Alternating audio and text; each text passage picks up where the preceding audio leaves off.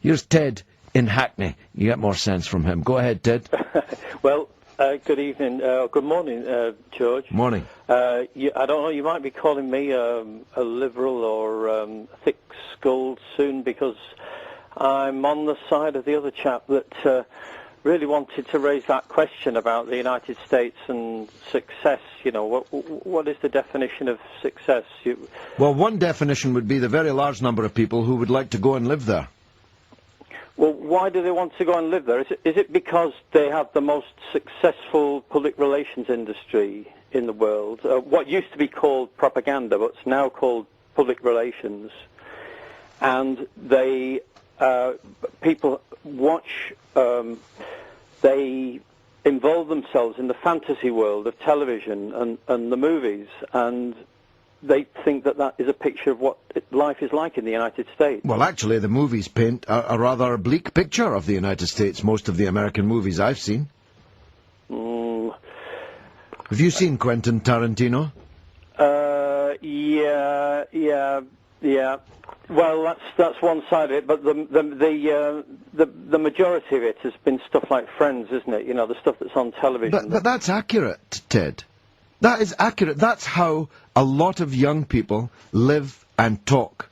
The United States is not the place of your left-wing imagination, Ted. It really isn't.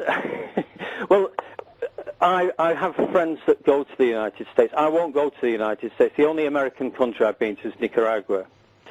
And but that's just silly. That's silly, Ted. Did to that place. Well, but that's just silly. You're writing off 200 million people. No, I'm not. Who voted in overwhelming number against the right wing at the last presidential election less than a year ago. You won't go to the United States. What kind of attitude is that? Well, because I feasted myself for years on culture of the United States.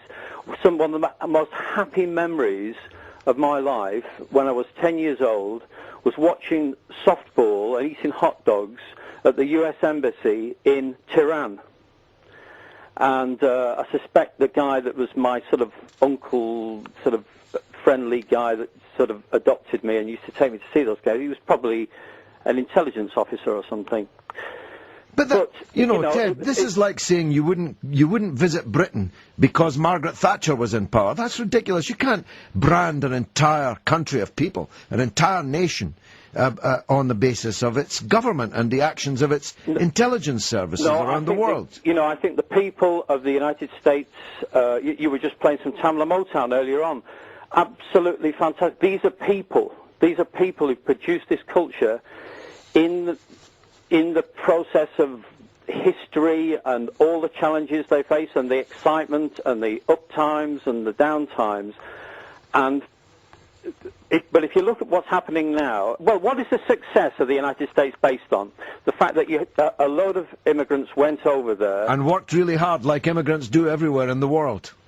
Well, they went to a place that the beginning, just as when they were on the threshold of the Industrial Revolution, people went from Europe to an unspoiled continent full of natural resources. Ted, they're queuing up to get in there now, today, not at the Industrial Revolution.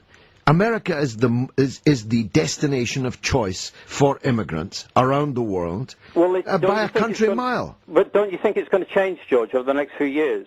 Well, I would have thought more people would want to go to the United States now they've got rid of the idiot that was in the White House. Well, I heard that one of the reasons they were building these frontier fortifications along the southern border with Mexico was to start keeping people in. Ted, it's a good joke, but it is a joke, I can assure you, having been at the border with Mexico just very recently myself. Thanks for your call, as always. 08717 223344.